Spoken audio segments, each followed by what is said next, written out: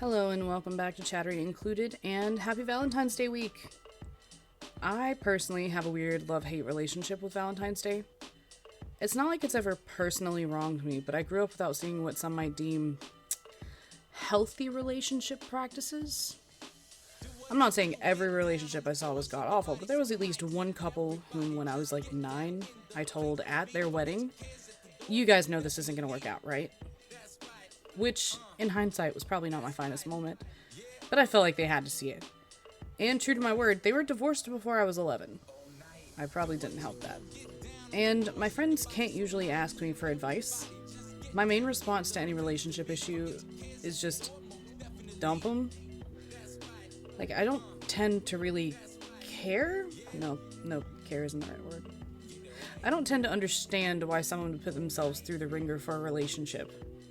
Which is hilarious because I kind of remember doing that. Like, for reference, my spouse and I are high school sweethearts or whatever, and because kids suck and are awful, we started off quite poorly. And I can kind of excuse that general shittiness at the beginning of our relationship by saying, oh, well, we were just young and stupid, because we were. But there comes a time when you have to realize you're not young and stupid anymore. You gotta stop using age and inexperience as an excuse, right? Like, if they cheat on you, and don't get me started on what counts as cheating, because I'm apparently weird about that. And that act of betrayal, actually shatters your world. Perhaps that should be taken at face value. If they throw up red flags left, right, and center, and all of your friends express these red flags for what they are, maybe listen before you end up in a really bad situation. If you can't spend time together without fighting or getting angry with one another or trying to hurt the other, maybe it's time to call it quits. Some people stay in shit relationships for very good reasons. Some being just the inability to leave, some being financial instability. Some people are afraid to be alone to the point where they don't care how bad the relationship is, they'll just stay. And some people use their kids as an excuse. But man, I can only imagine how fucked up I'd be if my biological parents had stayed together. You want to talk about bad relationships? That was a bad relationship. But also sometimes I get swindled into giving relationship advice. Like, I hate conflict going down in front of me and then it not being removed. I cannot stand when there's an argument going on between partners in front of people and then not reaching a conclusion, but still being around people. To me, it reads as disrespectful because your relationship's problem should not be a company-involved situation unless you've asked, and it sends my anxiety through the goddamn roof. I think it comes from my mom and stepdad, during my formative relationship observation years, being constantly at each other's throats. But at any rate, it makes my shoulders tense and my teeth grit, and somehow it's my fault even if I didn't speak.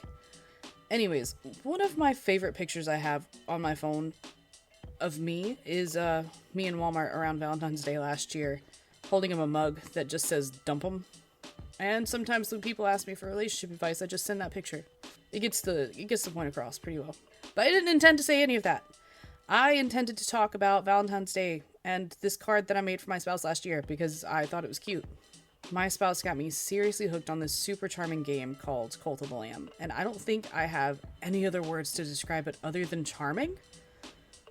The soundtrack is unique and so good, and the art style is very cute, and the gameplay is simple enough for me to follow as a moron, and it merges a little farm compound style game with occasional combat. Well, I think the combat is actually supposed to be more frequent, but I could care less about that part of the game. I'm not good at it. The game itself follows the story of your character, a lamb, as he's the last of his kind who is saved from execution by a deity called the One Who Waits. In return, the lamb has to create a loyal cult to said deity. As you play, you go on little crusades, and you get to enact revenge on the bishops who tried to execute you. Beyond that, you have this cult compound, right? And you get to collect resources to build structures, and from there you get to save people on crusades who will become part of your cult. After a while of playing, you get some of your cult members approaching you to be like, hey, we found these sick dudes, or hey, these old people want to join our cult. And you get to choose whether or not to send them away or indoctrinate them. Once your cult is up and running, your followers will start coming to you for requests.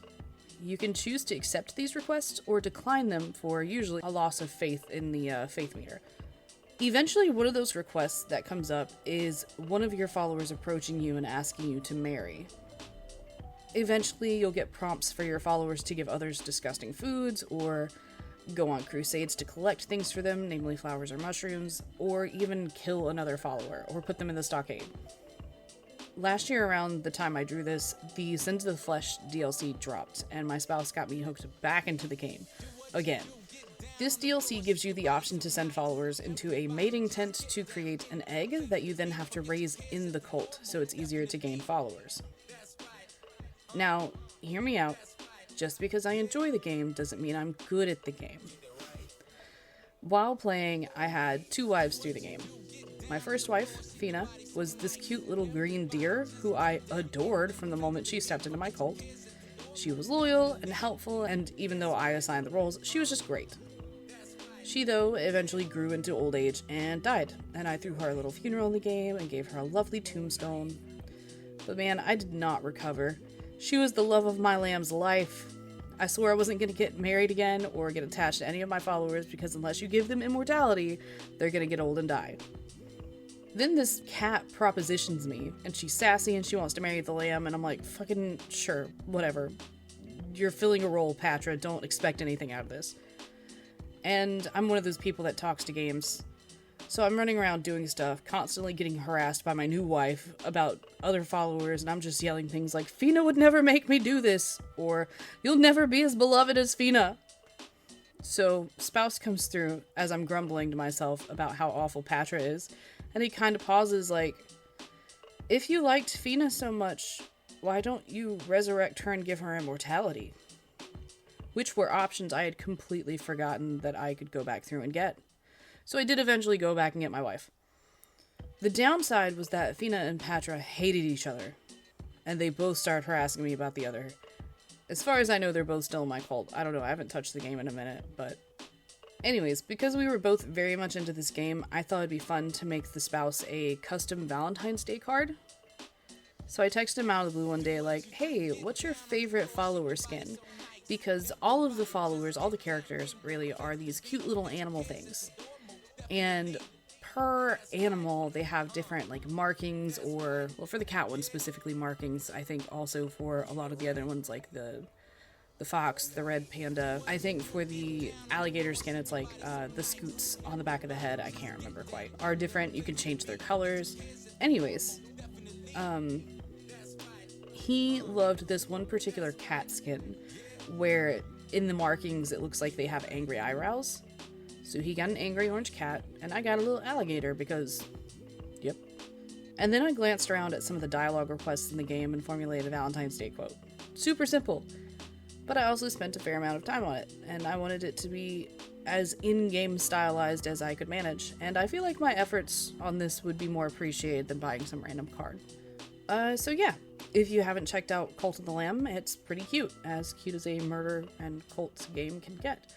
And it has a little something for everyone, I think. It's rated T for teen for, like, violence and the entire cult aspect and moral dilemmas you face as the lamb. But I think it would be more concerning if Cult, the video game, was geared more towards small children.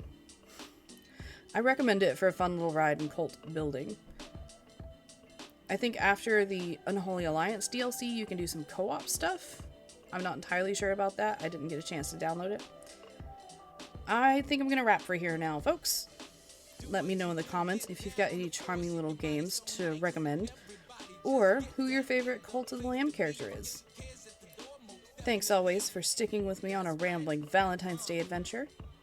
And don't forget to like, subscribe, and check out the channel for more videos like this, and also not like this, depending on the video. Until next time, bye-bye!